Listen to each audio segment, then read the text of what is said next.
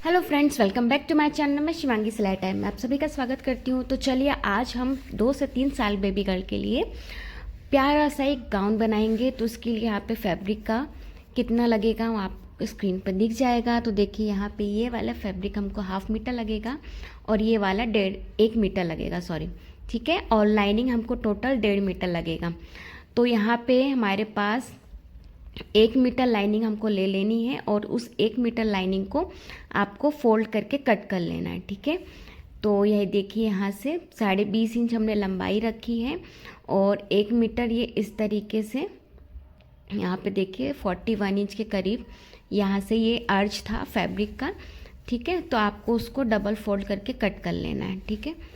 तो ये main fabric वाला भी ऐसे ही हमने लिया है, इसका अर्ज भी अच्छा था तो इसको भी हमने डबल फोल्ड करते हुए कट कर लिया, ठीक है। तो ये हो गया हमारे, ये खड़ी लाइन में डिज़ाइन थी ना, तो इसको ऐसे खड़ी लाइन पे ही फोल्ड करा था हमने, यानी कि हाफ करके। तो ये इस तरीके से हो गया है। इसमें इस तरीके से प्लेट्स देनी है, ठीक है। तो वो तो हम बाद में देख लेते हैं। अभी सबसे पहले हमने लाइनिंग 1/2 मीटर लाइनिंग ली और उसमें से 4 फोल्ड कर लिया है लाइनिंग को। तो देखिए 10.5 इंच हमने इसकी लंबाई ले ली है चोली की, 5 इंच शोल्डर और 5 इंच आर्म होल ले लिया है फोल्डेड वाले साइड से, ठीक है। तो यहाँ पे हम लगा लेते हैं निशान और ये देखिए बॉक्स बना लिया। आर्म होल का शेप ड्रॉ कर लेना है, ठीक है।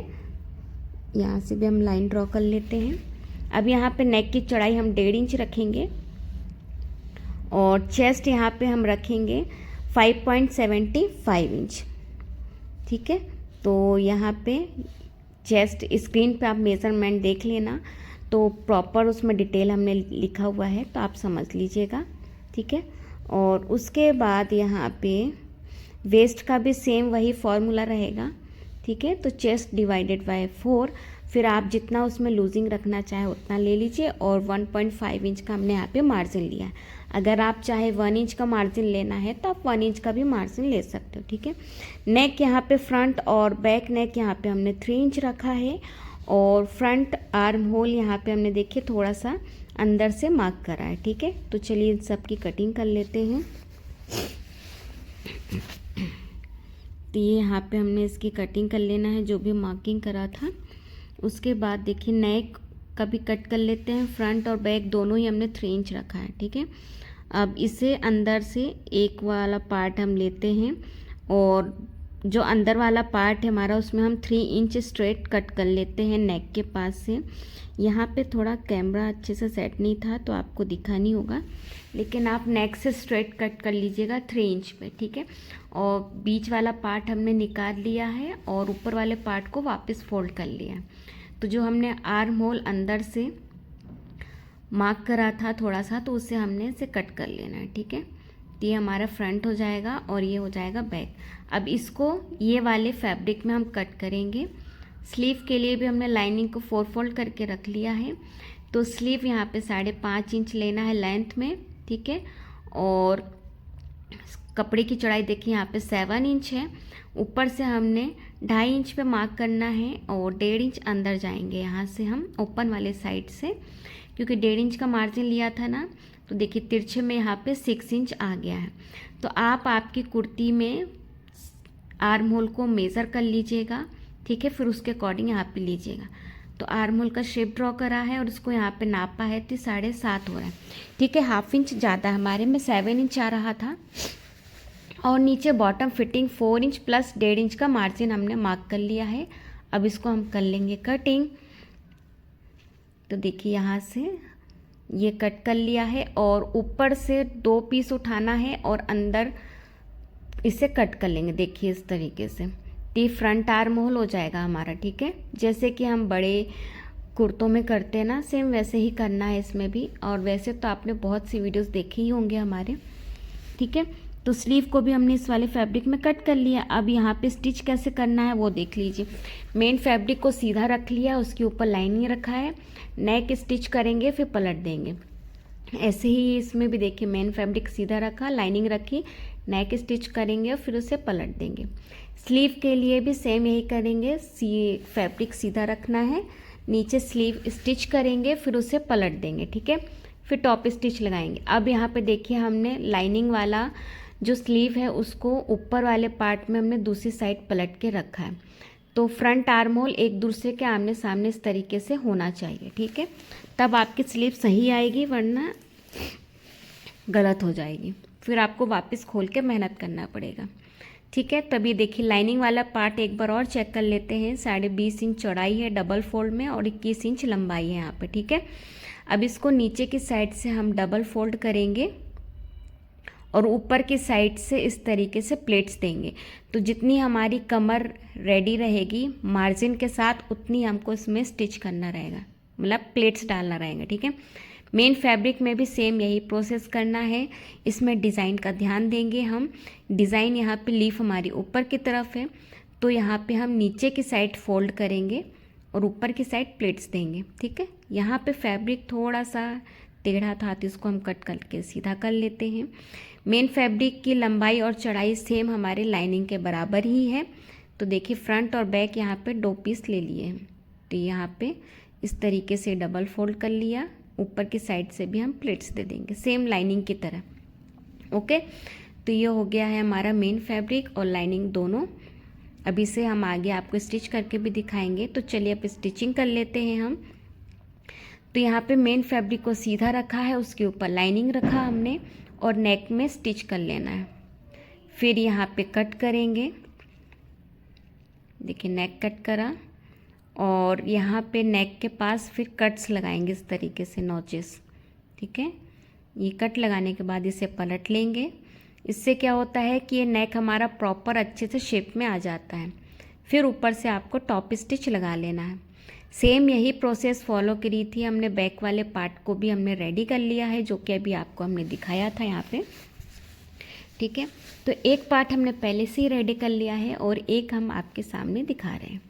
अब ऊपर से आपको सारी जगह पे टॉप स्टिच कर लेना है, ताकि आपका मेन फैब्रिक और लाइनिंग दोनों ही अटैच हो जाए।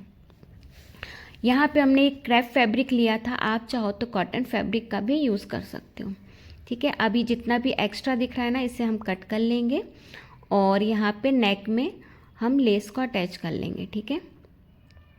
तो यहाँ पे जो हमारी मेन फैब्रिक में जो जरी था ना, उस जरी से मैचिंग हमने यहाँ पे लेस लाई थी और फिर उसको यहाँ पे स्टिच कर लिया, ठीक है। अब ये जो एक्स्ट्रा फैब्रिक दिख रहा है इसे कट कर लेते हैं।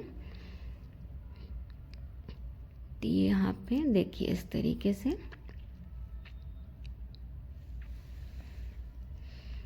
ये नीचे की साइड पे भी कट कर लेते हैं और सेम यही हम बैक वाले पार्ट को भी रेडी कर लेंगे।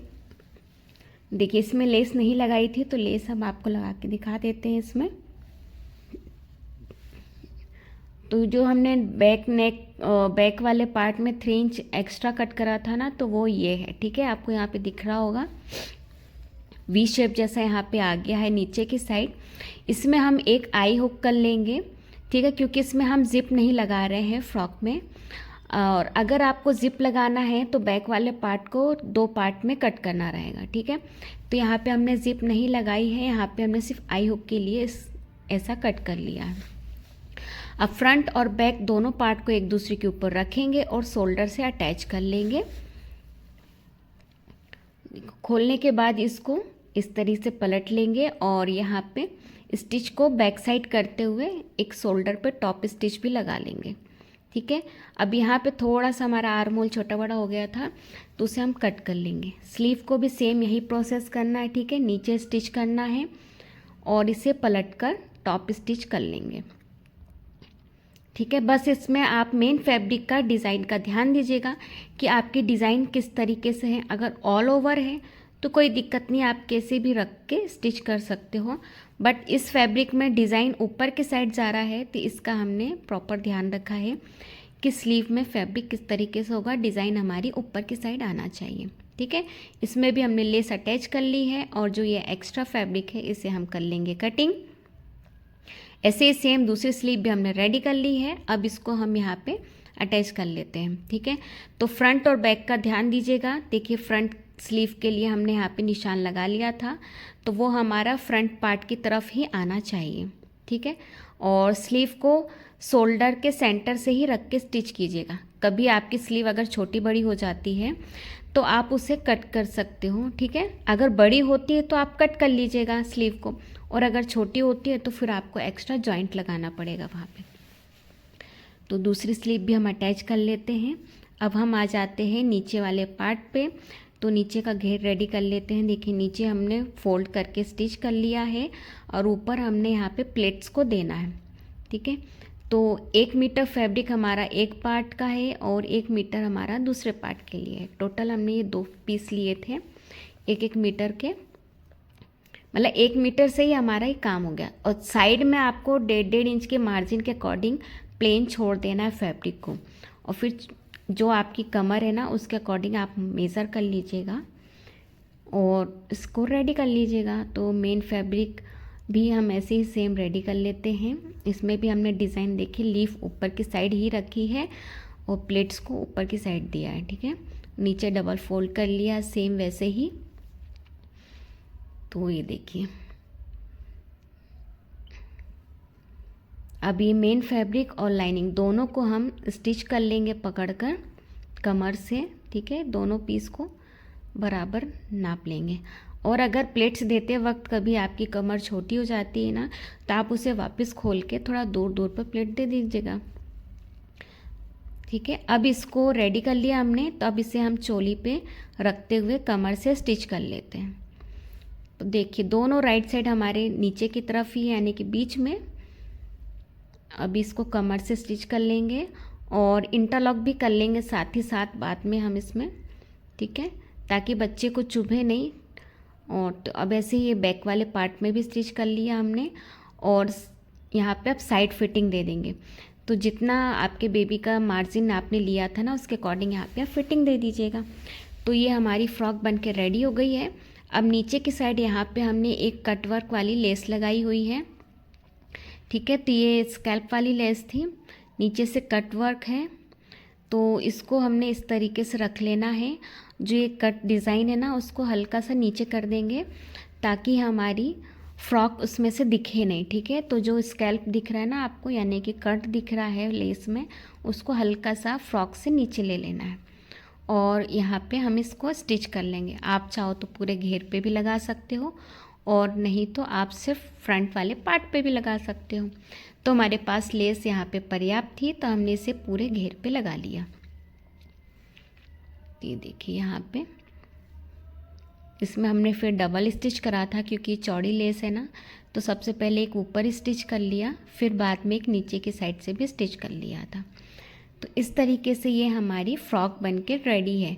ये डिज़ाइन कैसा लगा प्लीज़ कमेंट बॉक्स में कमेंट करके ज़रूर बताइएगा। और इसी तरह और भी वीडियोस देखने के लिए मिलते हैं नेक्स्ट वीडियो में। तब तक के लिए बाय, थैंक्स फॉर वॉचिंग। और हाँ, इसके ऊपर हमने एक लॉन्ग जैकेट भी बनाया है, जल्द ही उसका वीडियो भी हम डाल देंगे।